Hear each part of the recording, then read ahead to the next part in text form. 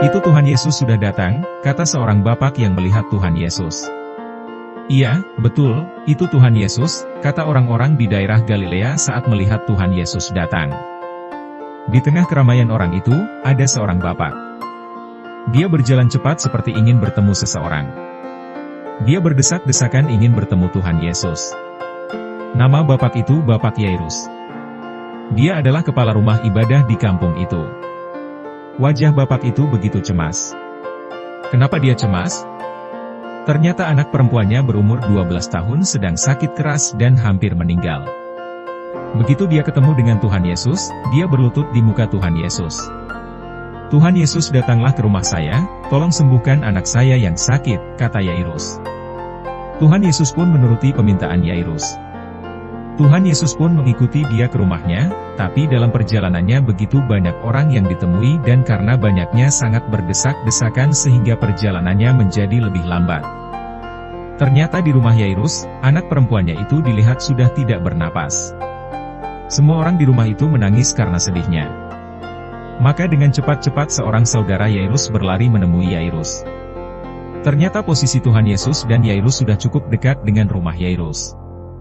Melihat mereka berdua, saudara Yairus langsung mendekatinya dan berkata, "Anakmu sudah meninggal. Sudah, jangan menyusahkan Tuhan Yesus lagi." Wajah Yairus langsung menjadi sedih dan kepalanya tertunduk. Tapi Tuhan Yesus yang mendengar perkataan saudara Yairus, mendekati Yairus dan menghibur dia, katanya, "Jangan takut, percaya saja dan anakmu akan selamat." Yairus mengangkat kepala dan melihat Tuhan Yesus dengan percaya. Begitu sampai di rumah Yairus, Tuhan Yesus memanggil Petrus, Yohanes, Yakobus, Yairus dan istrinya, sedangkan yang lainnya disuruh keluar dari rumah itu. Orang-orang di sekitar rumah itu terus menangis karena anak itu sudah meninggal. Mendengar tangisan itu Tuhan Yesus berkata, "Jangan menangis lagi, ia tidak mati, tetapi tidur."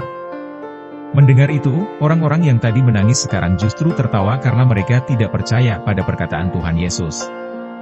Tuhan Yesus pun melihat kepada anak itu dan memegang tangannya dan berkata, "Hai anak, bangunlah." Tiba-tiba mata anak itu mulai berkedip dan jari-jari kecilnya mulai bergerak. Semua orang mulai kebingungan melihat hal ini. Dan akhirnya anak itu pun bangun dan duduk di pinggir tempat tidurnya. "Yairus, beri anakmu ini makan. Sepertinya dia lapar," kata Tuhan Yesus. Dengan cepat istri Yairus segera ke dapur mengambil makanan dan memberi anak itu makan. Tuhan Yesus sungguh sayang kepada semua anak.